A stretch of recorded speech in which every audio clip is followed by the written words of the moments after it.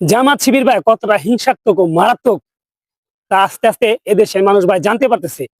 গতকাল চাঁপাইনবাবগঞ্জের শিবগঞ্জ উপজেলার শ্যামল বাজিতপুর গ্রামের আবু সুফিয়ান সিজু নামের এক যুবককে বৈদ্যুতিক খুঁটির সাথে বেঁধে জামাত শিবিরের নেতাকর্মীরা কুপিয়েছে। ততক্ষণ পর্যন্ত কুপিয়েছে যতক্ষণ ওই যুবকের জ্ঞান ছিল। যখন সে কুপানের চোটে অজ্ঞান হয়ে গেছে তখন তারা ফেলে রেখে চলে গেছে। এই ঘটনা পুরো গ্রামবাসী প্রত্যক্ষ করেছে বা দেখেছে, কিন্তু জামাত শিবিরের নেতা কর্মীদের ভয়ে তাকে উদ্ধার করতে সাহস পায় নাই।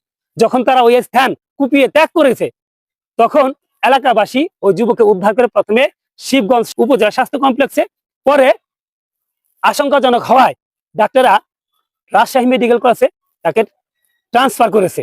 এখন ঘটনা হলো ভাই, জামাত শিবির কথা বলে সুন্দর দেশ প্রত্যয়ের কথা নিয়ে, জামাত শিবির কথা বলে দুর্নীতির বিরুদ্ধে, জামাত শিবির কথা বলে অন্যায় অবিচারের বিরুদ্ধে, জামাত শিবির কথা বলে ইনসাফের পক্ষে।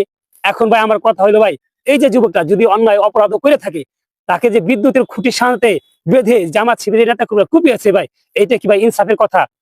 এইটা কি ভাই ন্যায় বিচারের কথা? অবশ্যই আপনারা বলে যাবেন ভাই।